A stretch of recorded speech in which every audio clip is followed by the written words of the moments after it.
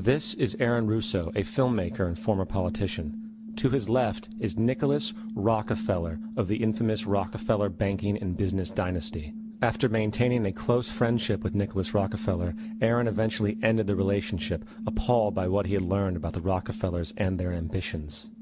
I got a call one day from an attorney woman I knew, and she said, "Would you like to meet one of the Rockefellers?" I said, "Sure, I'd love to." And we became friends, and he began to divulge a lot of things to me. So he said to me one night, he said that there's going to be an event there, and out of that event, you're going to see we're going to go into Afghanistan, so we can run pipelines from the Caspian Sea. We're going to go into Iraq to take the oil and establish a base in the Middle East, and we're going to go into Venezuela and try and get rid of Chavez. And the first two they've accomplished. Chavez they didn't accomplish. And he said you're going to see guys going into caves looking for looking for people that they're never going to find. You know, he was laughing about the fact that you have this war on terror. There's no real enemy. He's talking about how by having this war on terror, you can never win it because so it's an eternal war. And so you can always keep taking people's liberties away. And I said, how are you going to convince people that this war is real? He said, but the media. The media can convince everybody it's real. I mean, you know, it's just that you keep talking about things. You keep saying it over and over and over again, and eventually people believe it.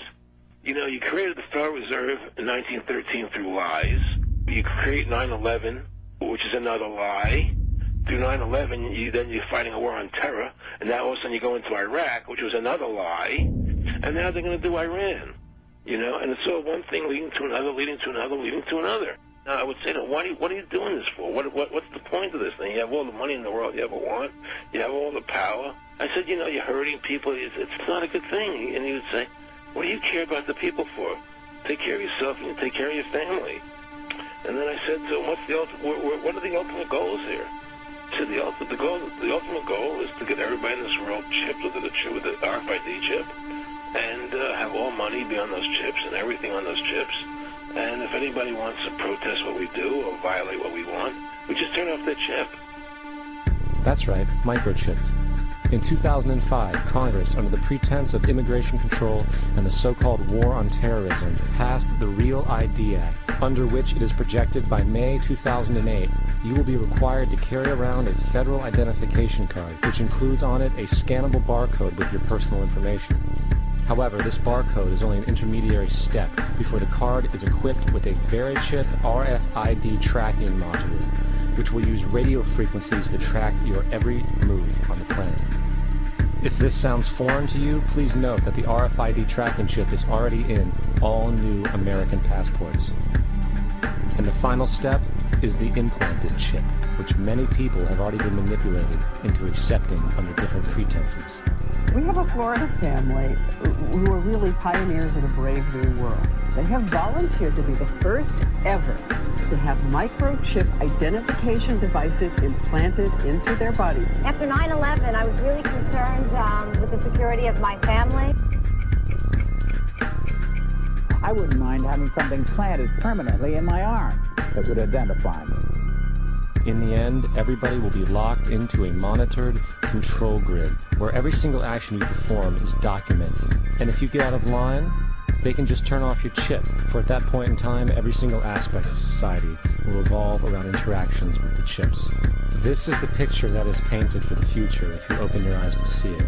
A centralized one-world economy where everyone's moves and everyone's transactions are tracked and monitored, all rights removed. The most incredible aspect of all, these totalitarian elements will not be forced upon the people.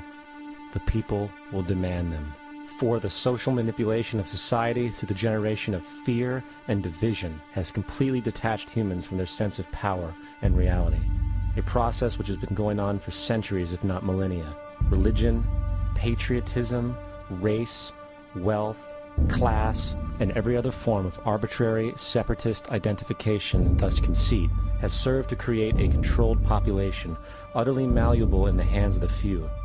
Divide and conquer is the motto, and as long as people continue to see themselves as separate from everything else, they lend themselves to being completely enslaved. The men behind the curtain know this, and they also know that if people ever realize the truth of their relationship to nature and the truth of their personal power, the entire manufactured zeitgeist they prey upon will collapse like a house of cards.